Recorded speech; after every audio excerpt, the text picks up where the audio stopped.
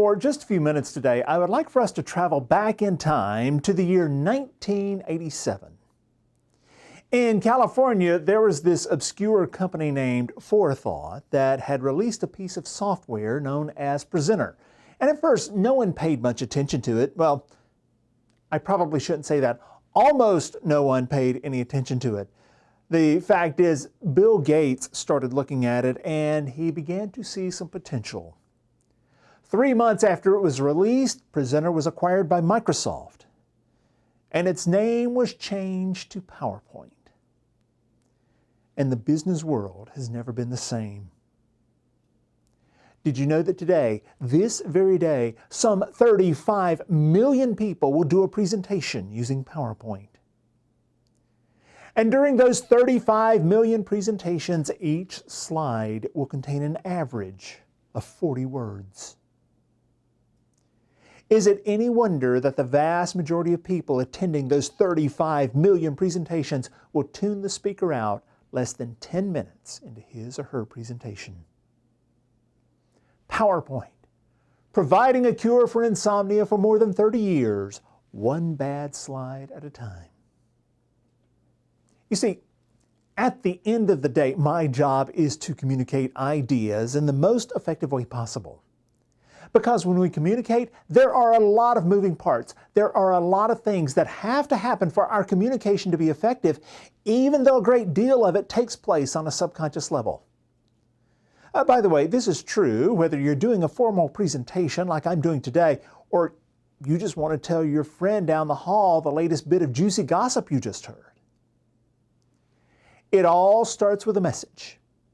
In our case today, the message is why graphics and why good design are so important to your presentation slides.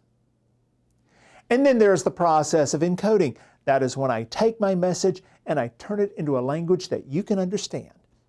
Now, we have to think about what this means. It means that I have to stay away from jargon. I'm not going to stand up here and talk about pixel aspect ratios and vector versus raster graphics and things like that. It means that I don't use 24-letter words to try to show you how much smartification that I have. And it means that I don't use a bunch of acronyms that don't have any meaning to anyone but maybe me and 4 other people in the audience. So after encoding, we have the medium. That is simply the vehicle that you choose to convey the message. In our case today, the medium is a combination of the spoken word with PowerPoint as my visual aid. And then there is the delivery. That is what I'm doing right now. As I am talking to you, I am in the process of delivering the message to you, and now here is where you have to get involved. Because the next step is reception. As I speak and as you hear what I have to say, then you are in the process of receiving the message. And then you start decoding the message. You hear what I have to say and your brain starts making sense out of all of it. And by the way, if I've done a bad job at encoding the message, this is where it's going to manifest itself, in the decoding phase. And then finally, there is the response. Or you can think of it this way. This is the so what phase of the communication process. For some, what we talk about today will have zero impact on how they do things. But for others, hopefully it will give you a new perspective on why design matters and why your graphics matter in your presentation slides. This is the great-great-granddaddy of all PowerPoint mistakes.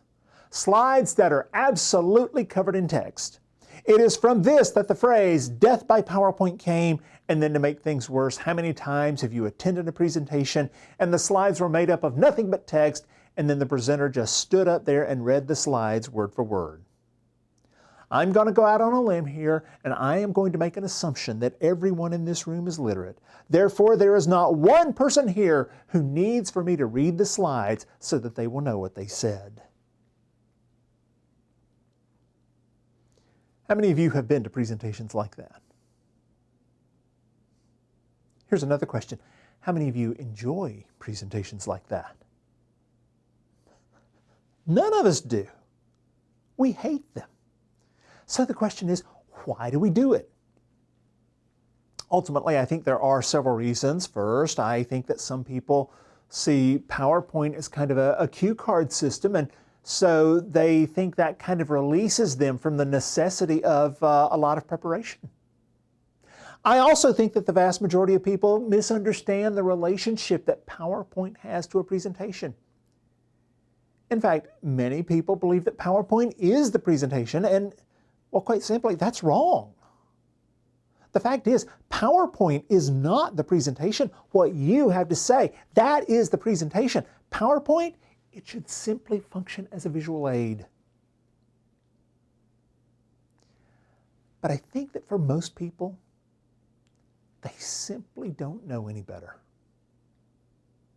Well, that's why we're here today. That's what we'd like to change.